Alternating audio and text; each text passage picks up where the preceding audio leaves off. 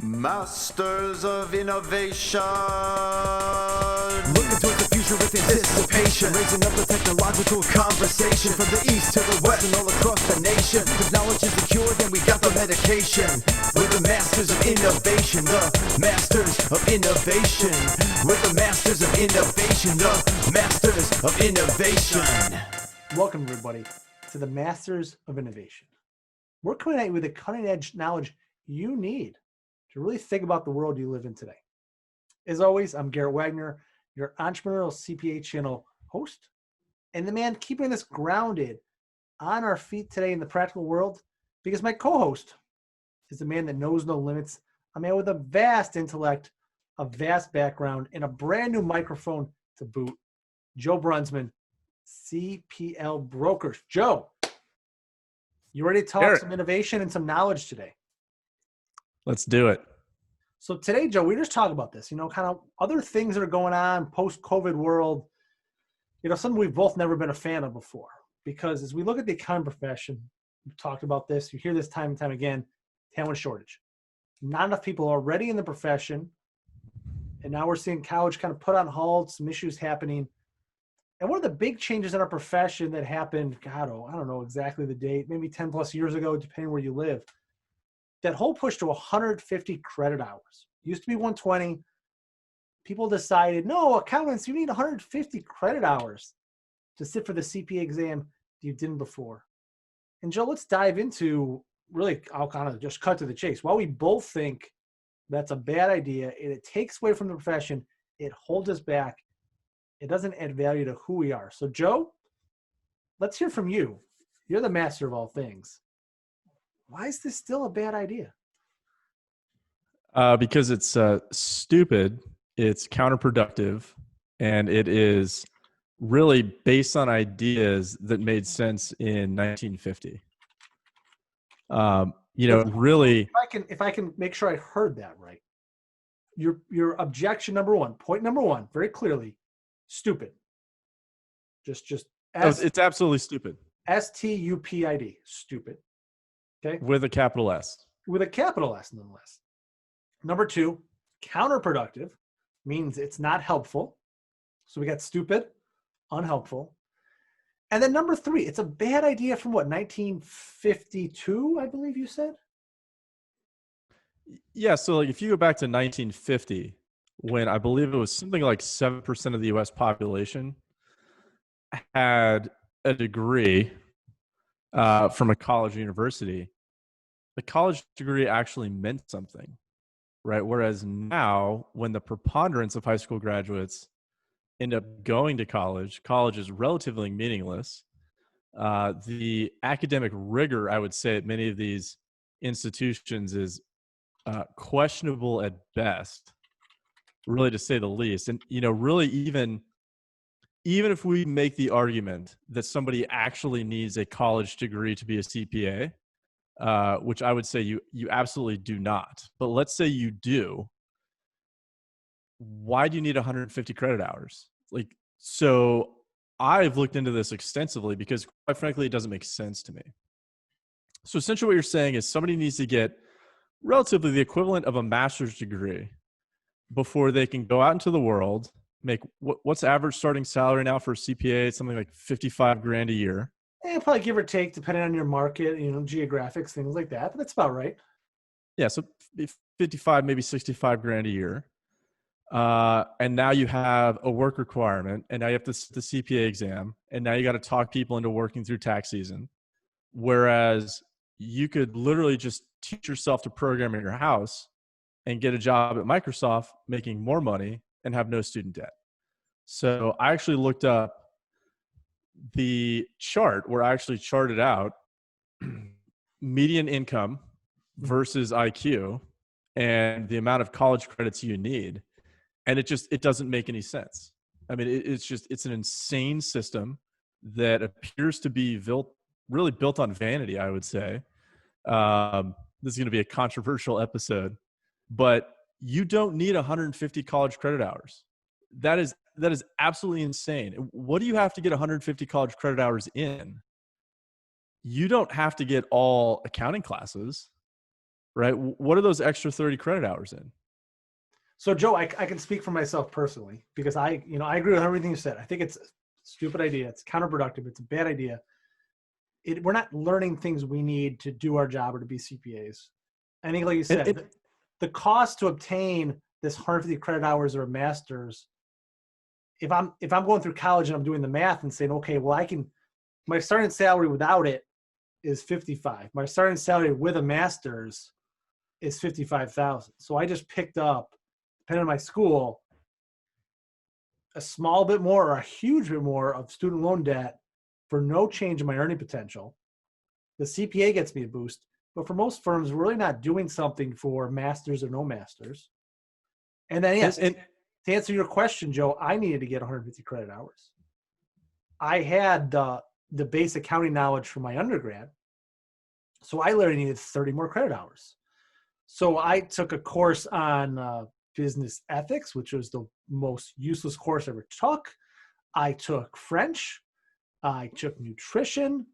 I took a bunch of other just random cheapest things I could find at a community college because in my mind, it was what's the cheapest way I can get. And I didn't even think I needed 30 more. I think I only needed like 18 more. What's the cheapest way I can get 18 more credit hours? Went to the community college and just, this looks super easy. This is easy. I can do it online. Like, check, check, check. Done.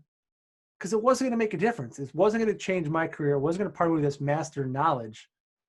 Now, Joe, I will say the only trade-off I have seen is if you were going to go and you want to get your master's and your CPA and you want to work for a Fortune 500, 100 company, those bigger companies, they seem to like those letters, that extra master's designation on there a little more than the smaller companies.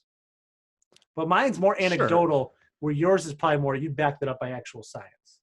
Well, think about it this way. It's tacitly built into the program that 150 credit hours doesn't mean anything. And how can I say that? When you had to take 120 credit hours, you still had to pass the CPA exam to become a CPA. And now you get 150 credit hours and you still have to pass the CPA exam to become a CPA. It is pure vanity. All we're doing is we are convincing people not to go into accounting. The ones that do go into accounting, we're just crushing them with student loan debt. And I mean, let's just think logically here. What is the material difference in an accounting program today versus 1970 when you could work a part-time job a few hours a week and graduate college with no student loan debt? I mean, maybe the classes have changed slightly. Yes, it is more complex now than it was, but you still have to pass the CPA exam. So, like what we're doing is we're telling anybody who's good at numbers, which is what the accounting profession needs, we're saying, hey, you could go into more debt and make less money. Come join our team. And then the accounting profession wonders why A, people don't want to be accountants, and B, why they leave to go into private practice to make more money. And, frankly, I think you hit it earlier though. It makes it more selective. It's almost kind of like, how do we wall in the CPA world more? Well, it's already there. So let's make it harder to get it. Let's make it harder to get. Let's continuously make it harder to get, to make it more elusive and maybe tangibly valuable or something like that. But it's got the opposite effect. Like you said, it might be this idea. Let's make it more selective. We're the country club. And originally you've got to be worth $1 million to be in the country club. Now you're worth $1 billion to get in the country club. What changed? Well, inflation didn't go up that much. We're just trying to be more selective. It's just like that. We're trying to be more selective. We're also helping the college system generate more money. We're driving more people into master's programs and MBA programs. I mean, it's making the colleges rich. It's not, I can tell you on the firm side, it's not helping us as a firm. We need people, we need talent, we need smart people.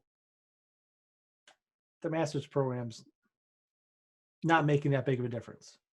Exactly. If you think about it, how many new clients have ever come to your office and said, well, where'd you go to school? I'm going to say probably never asked once.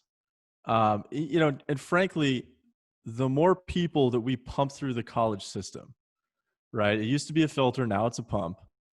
the less those degrees are worth. And for these colleges, they have to keep inflating tuition well above normal rates of inflation throughout the rest of the country. So a lot of these programs, really master's programs, are just, I mean, they're ridiculous. So for example, I got a master's in cybersecurity law. Now, because my undergraduate was in robotics, I had to take a remedial writing course, which for the life of me is just patently absurd, right? One, because I've written 3 books. 2, at the time, I had something like a dozen published magazine articles. And 3, I'm literally in class with people who they have English as a second language, right? And they're stumbling through creating just solid, coherent sentences. And that's not to say they were dumb. Obviously, I would have trouble, writing coherent papers in a foreign language as well. But it is to say that if you're going to get a master's degree in something, you should at least be proficient in the language of which that law is written, right? I would not go get a master's in, say, German cybersecurity law if I was not proficient in German. So, even a lot of the classes I took there, quite frankly, were just asinine is probably the best word for it. It's something that I either already knew, I could Google in about 10 minutes, or I'd already mastered myself. So, and this is part of what we talked before. It's that broken system that we're not thinking about what do the stakeholders in the profession need and how do we help it get there. It's this part of this big machine. Let's get more people in the education system, more money in education, more student loan debt, make CPAs harder to get, create more selectivity, more being elusive of it. It benefits a few. It doesn't benefit the many. All those firms out there listening, today, you want more people. You want more talented people today, not tomorrow.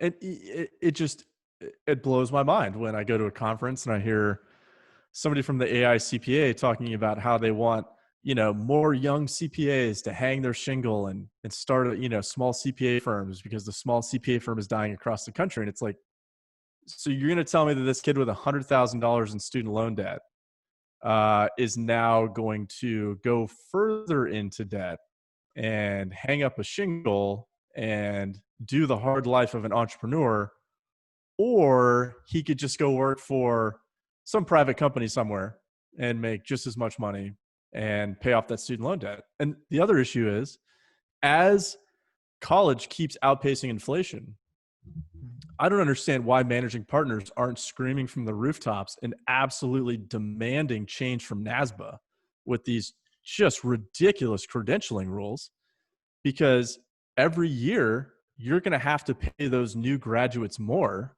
because they're coming out with even more student loan debt.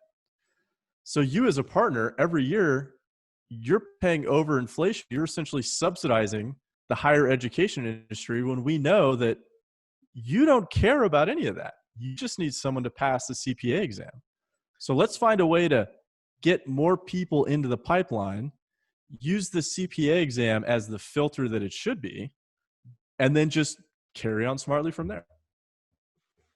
Carry on smartly from there. So end of the day, final verdict. We both agree. You can come find us and beat us up if you want. 150 credit hours. Always has been, still will be a bad idea. So Joe, thank you for stopping by.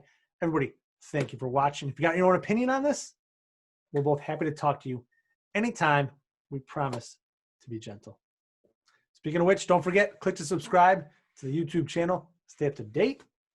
And as always, we challenge you today to take action to change the world and invest in yourself.